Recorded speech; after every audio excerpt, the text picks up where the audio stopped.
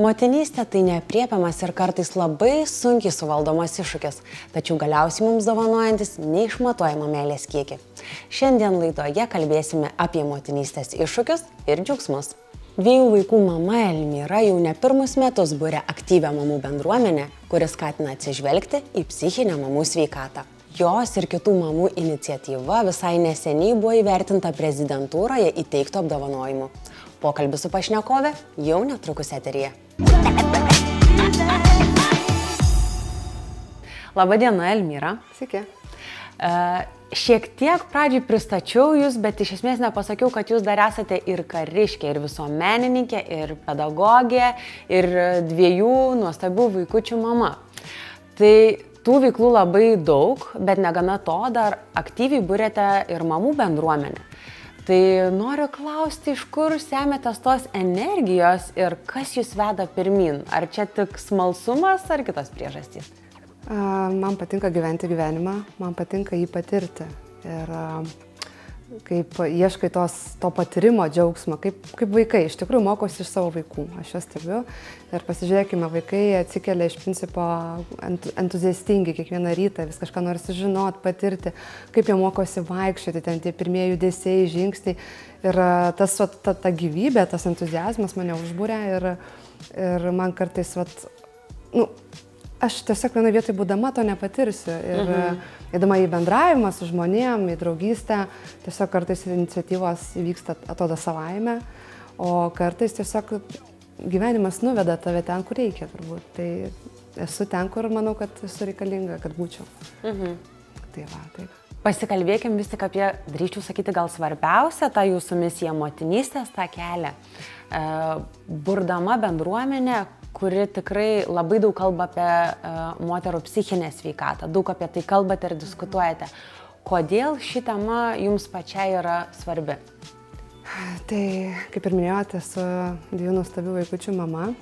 Ir iš tikrųjų, kai sulaukiau pirmo vaiko, to gal tokio didelio poreikio ir nebuvo, nes viskas buvo pirmą kartą. Ir kai tu sulauki vaikučio, tai daug atrodo lyg ir pasiskaitai ir pasiruoši, ir čia ir į mokymus neini, kaip elgtis susilaukus vaiko, čia ir šeimos nariai. Ir kažkaip pirmo vaiko, kai laukiuosi, neužsiakcentavau, kad ta emocinės pokytis įvyks, ar ne, psichikos sveikatos pakeitimas, kad gali vykti, kad gali būti ir grėsmių, gali būti ir viskas tvarkoja, ir gali tos motinystė labai džiuginti ir nepaliesti tos, kaip aš sakau, motinystės lietus arba audra neateiti. Bet susilaukus antro vaiko, toks ir įvyko paradoksas, kai su pirmu sūnum gal buvo sudėtingiau pats gimdymo procesas. Lauktis man visada malonu, man patinka, man yra nuostabiai gražios besilaukiančios moteris. Tai yra, tiesą pasakius, jinai yra pati gražiausia. Ir jinai spinduliuojant pasitikėjimą, jinai tokia yra graži ir tu supranti, kad tai yra gyvenimo prasmė. Ir aš visada tai, kaip eina besilaukianti moteris, galvoju, wow, kokia jinai graži. Ir man patinka pačiai lauktis ir iš tikrųjų tai yra, man tai yra gyvenimo prasmė. Ir tiesą pasakius, po pirmo tiesiog buvo gal fiziškai truputį sunkiau, nes kūno pokyčiai, grįžimas, atsistatymas. Ir neužfiksavau, kad kažkoks tai būtų psichologinis momentas, sudėtingas, emocinis, tie pokyčiai, kada įvyksta pasikeitimas moters hormonų. Gal visada tu priemi pirmą kartą tai kaip natūraliai, nes tu nežinai, kaip turėtų būti. Taip, čia kaip pirmą kartą parašytų iššokti, tada tave mokina instruktorius, bet tu realiai supranti tik tai, kai jau įvyksta tas dalykas. Antrą kartą aš žinojau, kas manęs laukia. Aš tam rašiausi, aš ypatingai skiriau dėmesį maloniam gimdymui. Aš nuoširdžiai linkiu kiekvienai moteriai pasaulyje maloniai gimdyti. Tai yra kiekviena moteris nusipelnusi tą turėti, tai yra malonų gimdymą. Ir aš manau, kad jeigu kiekviena moteris būtų turėjus tokį gimdymą, kokį antrą kartą aš turėjau, manau, ne viena nebijotų gimdyti. O kas yra malonus gimdymas ir kokia čia jūsų patirtis? Aš ypatingai skiriau dėmesį ir laiko, kada laukiausi antro vaiko, kadangi žinau, kas man nepatiko. Pirmo gimdymo metu mano patirtis nebuvo pati geriausia ir turėjau tarsi karo stovį gimdymo metu ir ten tokių, kaip aš sakau, buvo tam tikras akušerinis smurtas, aš jį turėjau pirmą kartą. Ir antrą kartą norėdama to išvengti, aš ypatingai ruošiausi medicinos personalą gydytoją, akušerę rinkausi ir man iš tikrųjų tikrai atsiuntė nuostabius žmonės. Ir mano buvo svajonė pagimdyti maloniai. Aš labai norėjau gimdyti vandenyje ir gimdžiau tai ligoniniai, Kaune. Ir iš tikrųjų aš gimdydama jaučiau malonumą. Tai vat, bet koks bebūtų paradoksas, aš ruošiausi tam maloniam gimdymui.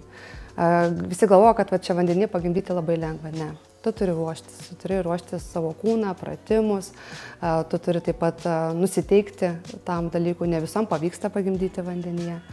Ir iš tikrųjų tai tarsi vyko natūrali būsena. Įsivaizduokit, vaikutis jisai išėjo be streso. Iš vandens į vandenį. Taip, jis labai, tai yra gimęs į vandenį, tai yra labai maloni gimtis. Ir man pačiai aš galėjau rinktis poziciją, kaip gimdyti. Aš sakiau, kad aš nenoriu gimdyti toj lovai, kada yra tik tai medikams yra patogus priėmimas. Nes kiek be studijau, kiek konsultavausi, jau konsultacijų daug ir aš su dula gimdžiau, aš pagavau pasisamdžiau dulą ir kreipiausi būtent į akušerę, kurias aš labai norėjau, ten palaiminga, sakau, akušerė ir gydytoja, būtent žinau, kur man suteiks komfortą gimdyti. Bet ir norėtųsi tikėti, kad kiekvienas personalas, jisai priimdamas tą moterį gimdyvę su to nuostabiu vaikučiu, elgtųsi su kiekviena taip. Ir iš tikrųjų tas gimdymas, kada vyksta jis malonus, reiškia ir vaikutis ateina į pasaulį be streso ir mama pasitinka be streso, aš manau, kad įtakoja vėliau moters atsistatymą ir grįžimą į rutiną jau su antru, ar ten su pirmu, ar su antru vaikučiu. Ir aš manau, kad tas patirtis, kokia tavo gimdymo patirtis, labai įtakoja vėliau. Tavo būsena ir psichinė sveikata, ar ne? Taip. Tai vienam gali būti pogimdyvinė depresija, kitam negali būti. Bet įvyko kitas paradoksas. Ant kiek buvo malonus mano antras gimdymas, ant tiek man buvo sunkiau emociškai. Ir nebūtinai tai taip. Ir nebūtinai tai gali priklausyti nuo gimdymo patirties. Čia toks įvyko man paradoksas, atrodo, aš žinau, kas manęs laukia, žinau, kad man bus hormonų pokyčiai, žinojau, kad man bus tie vadinamieji baby blues, kad tikrai bus momentai, kada galbūt ar tu verksi, ar tu neverksi, arba tiesiog liūdesys kažkoks netikėtas užeis. Man trūko tokių pačių mamų kaip aš. Ir iš tikrųjų iš to poreikio bendrauti, iš to gyvo noro buvimo su tais pačiais žmonėmis, kurie patiria tą patį, atsirado ta iniciatyva. Iš tikrųjų gavom pakvietimą prisijungti prie Mama mums rūpi iniciatyvos. Tarsi galvoju, ar man tai reikia. Iniciatyva, kuri yra visos Lietuvos mastu, ar ne? Taip, ir mūsų čia susibūrė keletą tų mamų ir mums pakvietė prisijungti prie minėjimo pirmą kartą prieš 2 metus pasaulinės mamų psichikos sveikatos minėjimo dienos. Ir kas su tuo yra? Ir kažkaip tai, kai pradėjau domėtis, taip, ir aš galvoju, tai mes galim džiaugti ir švęsti tą pokytį. Mes bijom dažnai priimti tą savo netobulumą, tą pokytį, mes norim visada būti gražus ir laimingi. Ir tiesiog faktą, kad man galbūt sunku. Ir mes turim tai priimti, mes turime tame išbūti. Ir kartais vienam tame išbūti yra sunku.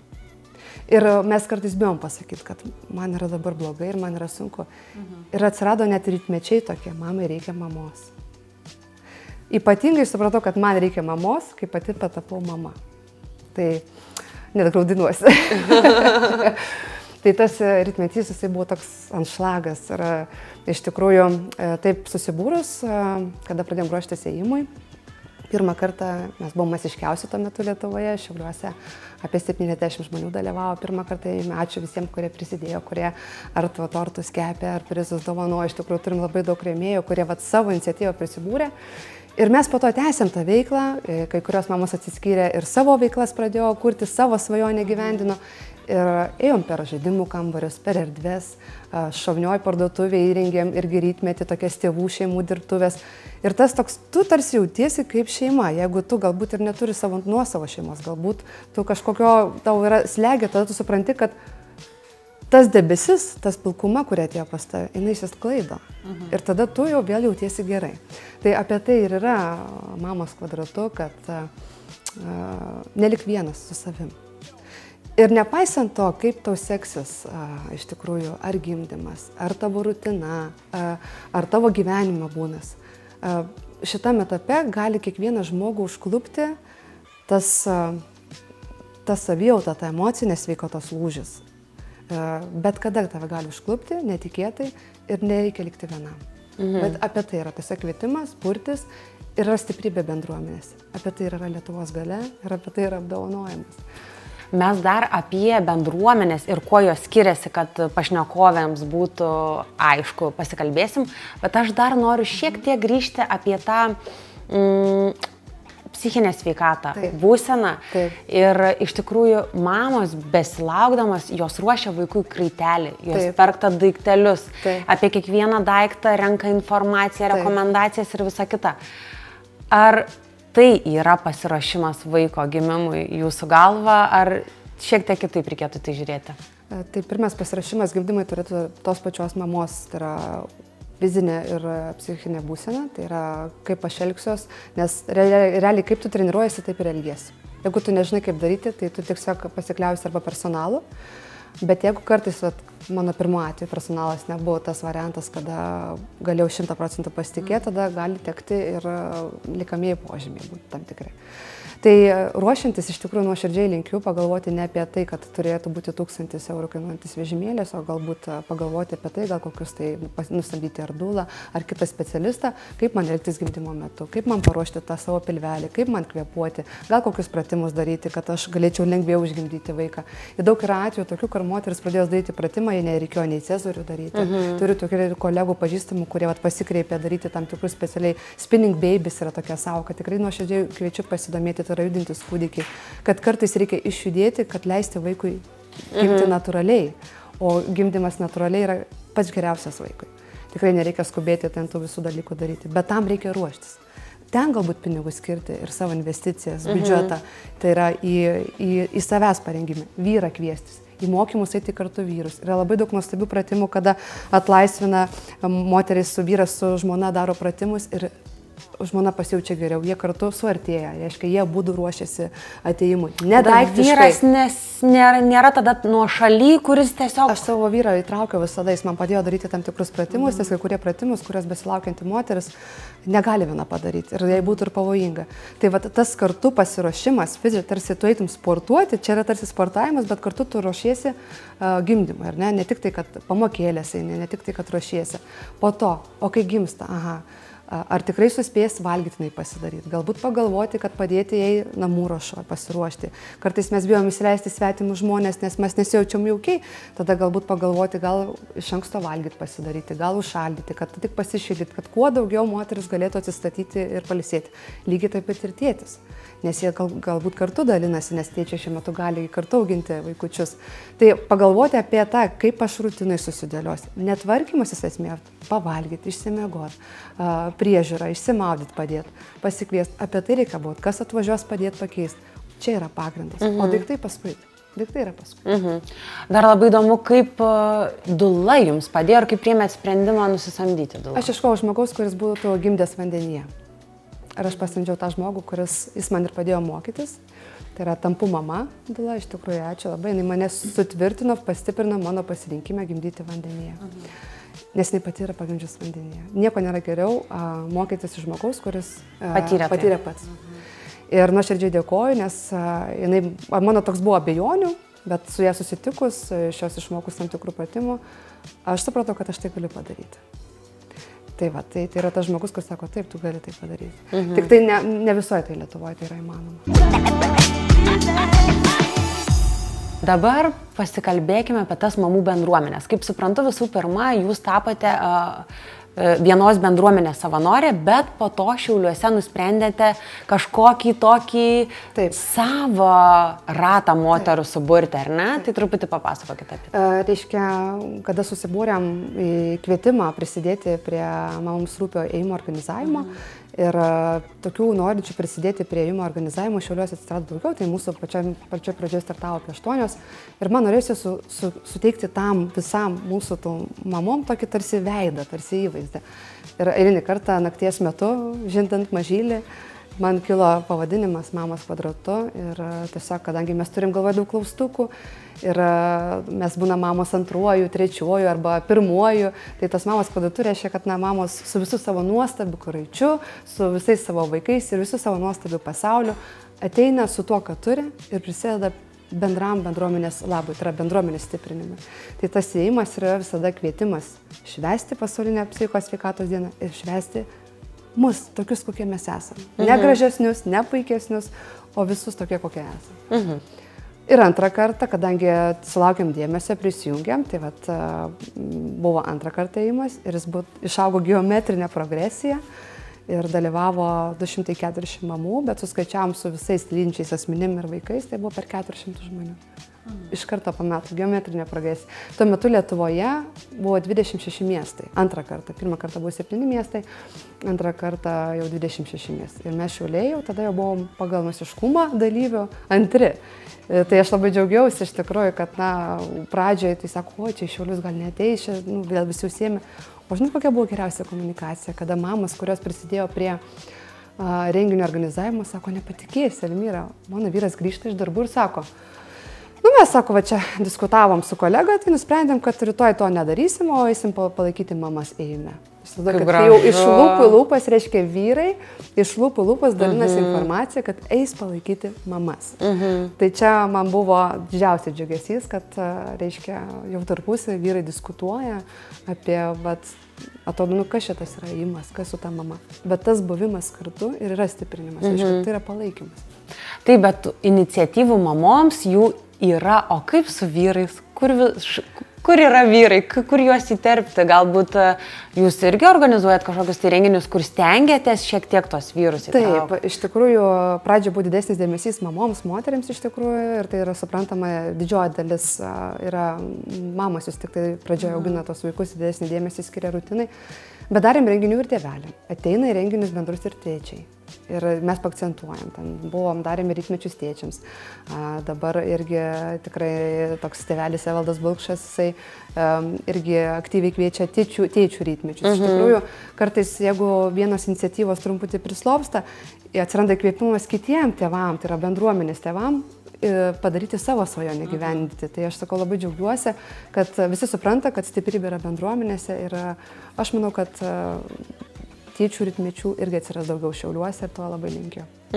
Kalbant apie žygį, ar planuojate šiais metais trečiąjį, ar tas renginys taps tradiciniu? Aš manau, kad jis jau yra tradicinis, nes jau man visi rašo ir klausia, Elmyra, ar Šiauliuose vėl bus ėjimas už mamas ir minėsim ir švęsime pasaulinę mamų psichikos sveikatos dieną, sakiau taip tikrai.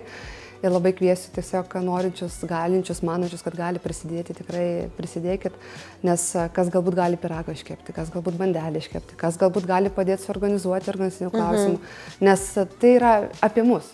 Tai yra mūsų veidas, tai yra apie mus, tiesiog susitinkame, džiaugtis šeimos bendrystę ir reiškia, kad kalbam nepatogiom temom, kurios yra labai svarbios. Jeigu yra sveika mama, yra sveikas tėtis, tai reiškia sveika šeima ir sveika visuomenė ir jinai yra stipresnė.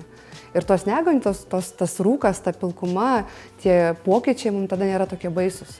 Ir mes dalinamės, kalbamės ir sakom, o, man reikėjo tik pasikalbėti. Tik pasidalinti tą žinią. Tikrai kviesim trečią kartą šiais metais, gegužės 7 dieną, pirmąjį gegužės trečiadienį ateiti ir švęsti pasaulinę mamų psichikos sveikatos dieną.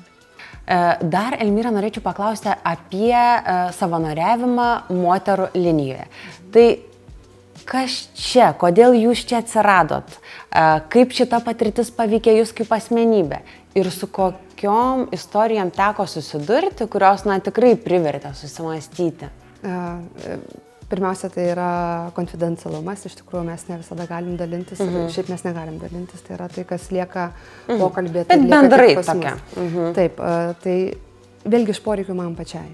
Iš tikrųjų, kartais ne visada tu gali su kažkuo pasikalbėti, nes galbūt tu bijai, galbūt tu nesi garantuotas, ar tave teisingai supras. Ir būtent šitos linijos yra ir vyrų linija, ir vaikų linija. Labai nuoširdžiai rekomenduoju naudotis jomis. Nes savanoriai ir yra tie žmonės, kurie nuoširdžiai skiria tam laiko ir jie jaučiasi labai gerai, kad gali padėti tau. Kartais tai reikia paskambinti ir pasikalbėti ir pasakyti, kad aš turiu tokią bėdą. Ir tau gyvenimas tampa šviesesnis nuo vieno skambučio, nuo pokalbio. Tai tikrai pagalba moterims linija iš tikrųjų tai irgi vienas iš nuostabių įrankių pasaulyje ir kasdienybėje. kada jeigu tau negali padėti psichologas, jeigu tau negali padėti artimiausias žmogus, skambutis ir pokalbis šitoje linijoje tau tikrai gali kartais labai stipriai padėti ir pakeisti netgi gyvenimą arba išgelbėti gyvybę. Tai tikrai kviečiu kalbėtis ir skambinti ir nebijoti. Ir tai išlieka konfidencialu.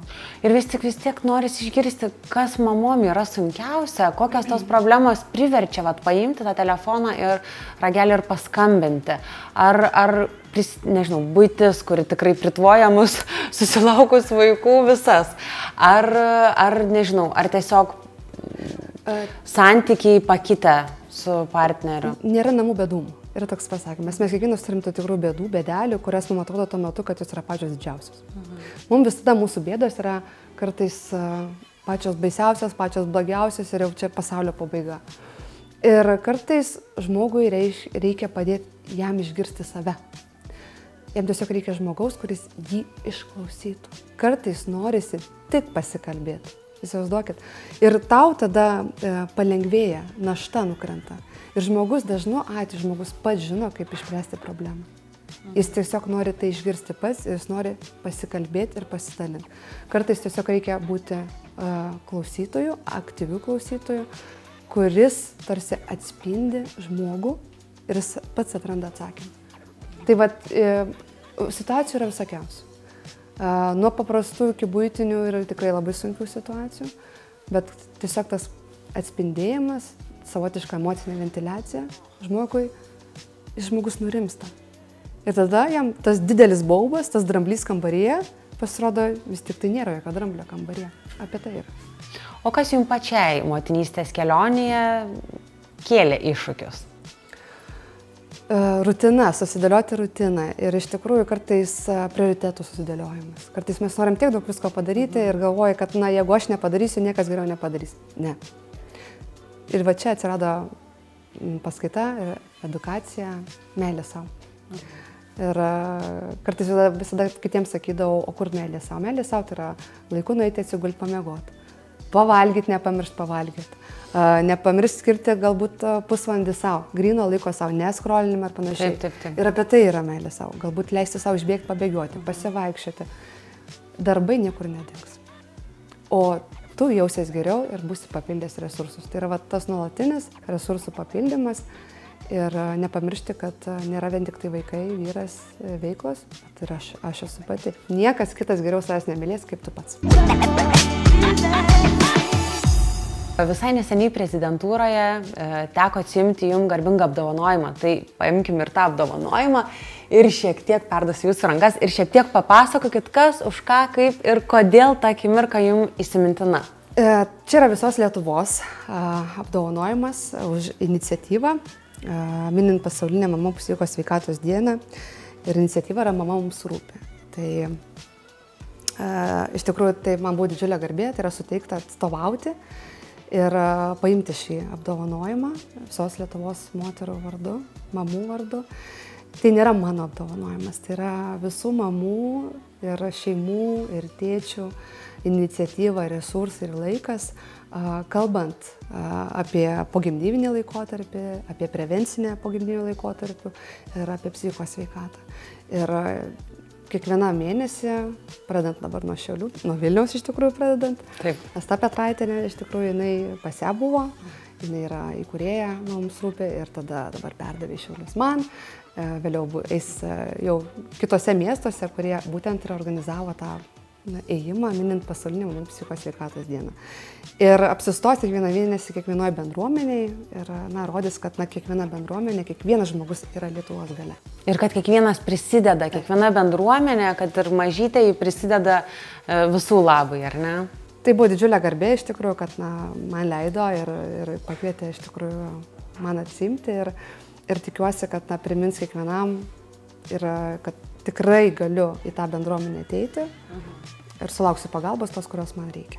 Kai visko tiek žmogus gyvenime veikia, natūraliai kyla klausimas, kaip jums sekasi visą tai suspėti ir apriepti, padalinti save ir dviem nuostabiem vaikam. Jie, vienas mažiukas, dar visai kitas paauglės, bet tikiu, irgi dėmesio labai daug reikia. Ir vyras, ir mokytojauja, ir esate kariškė, ir ten, ir savanorė. Kaip jūs suspėjat? Nespėjau. Čia yra tavo paslaptis, kad nespėjau, bet prioritetai, iš tikrųjų sudėlioju prioritetus ir kiek gali, tiek prisidedi. Jeigu matai, kad negali ir pasakai, kad dėja aš negaliu, mano yra dienotvarkė jau pilna, o kartais tiesiog kreipiasi dėl patarimo, dėl žodinio patarimo, ten, kurio fiziškai aš negaliu padėti. Visos tos veiklos tai yra iš širdies ir kartais net neskaičiuojant valandų, ypač šitą iniciatyvą, minint pasaulinę mamų psichikos sveikatos dieną arba pogimdyminiai prevencijoje, tai yra tiesiog tarsi tai yra savanorystė. Ir žinokit, savanoriaudama aš gaunu kitą atpildą, tai yra kitas resursas, jis sugrįžta.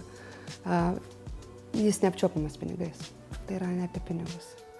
Tu gauni turtus kitus. Kodėl mamoms verta jungtis į tokias bendruomenės? Šiek tiek prieš laidą pasikalbėjom, kad kitos mamos šiek tiek prisibijo, bijo lyginimosi, bijo kažkokio smerkimo, galbūt kitokio pasirinkimo auginant vaiką. Tai kodėl vertėtų moterim jungtis? Tai iš principo, kai šiaip didžiausia baimė būdavo, pavyzdžiui, eiti ar ten į ligoninės, ar į kitos biurus, kurie tokie jau oficialūs, ar ne, yra, ir ten eiti jos, kur kartais ten bijo eiti, nes jom primena tarsi kažkokios institucijas, kur negali jaustis savimi. Taip. O būtent šitose bendruomenėse mamos gali jaustis savimi. Būti tokios, kokios jis yra iš tikrųjų, nusimti visus makiažus, ten ir paverkti, ir paraudoti, ir tėčiai lygiai taip pat, kurie eina į tėčių rytmečius, jie gali jaustis savimi. Jie jaučiasi namuose. O kai tu namuose jautiesi, tada tu jautiesi gerai. Tau nereikia būti geresniu. Tai čia yra apie tai iš tikrųjų, kad tu ten jautiesi gerai. Ir paskutinis, bet labai svarbus momentas, tai kokią žinutę norėtumėt perduoti busimoms, esamoms mamoms, kurioms galbūt dabar sėdint namuose ir klausantis pokalbio yra sunku ir joms stinga drąsos ir išeiti ir pasakyti ir pripažinti, kad jos galbūt nespėja ar susiduria su kažkokiais tai psichikos sveikatos sunkumais. Kokią žinutę norėtumėt perduoti? Pirmiausia, nemeluoti savo. Jeigu tu jautiesi blogai, jeigu tu jauti, kad tu jautiesi blogai ir įvardyk savo, kad aš jaučiuosi blogai ir pagalvoji, dėl ko aš jaučiuosi blogai. Gal aš tiesiog esu nepamiegojus, gal esu nepavalgiusi. Kaip tenai, pinigų visada trūko ar trūks ar ne, tik tais ten resursai. Ir esmė yra tame, kad būti savo atviram ir neforsuoti, neprievartauti savęs, nedaryti dirbtinai. Mes pripratę būti tokio dopamino visuomenė, tai rodyti save tik tai laimingų, gerų ir panašiai. Kviečiu būti savimi ir išbūti tą galbūt nepatogumą, duoti savo laiko. Vėlgi, rožėgi nepražįsta per dieną. Tai lygiai taip pat džiaugtis tą motinystę, to sulėtėjusiu galbūt tempu. Jeigu nenori eiti tuos susitikimus, tai ir neik. Bet jeigu tu jauti, kad tau yra blogai, netylėt, neužsidaryt. Reiškia, eiti tos pagalbos, o jos tikrai yra. Jeigu neoficialios kur nors kur duoda, kur tau atrodo galbūt tarsi ligoninė ar kažkokios tai šaltesnės įstaigos, eik į bendruomenės, eik į rytmečius. Ir viena mama iš mamos į lūpų, mes ką dažniausiai, jeigu kažkas blogai, skambina mamai. Arba tas, kuris mum yra mama. Taip. Tai lygiai taip pat. Mamai reikia mamos ir nebijot iš tikrųjų paskambinti mamai. Jinai tikrai padės. Labai dėkoju už pokalbį ir kad atvykot pas mus. Ačiū labai jums.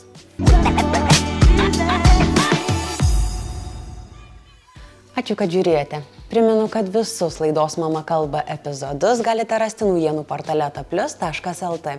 Iki kitų susitikimų.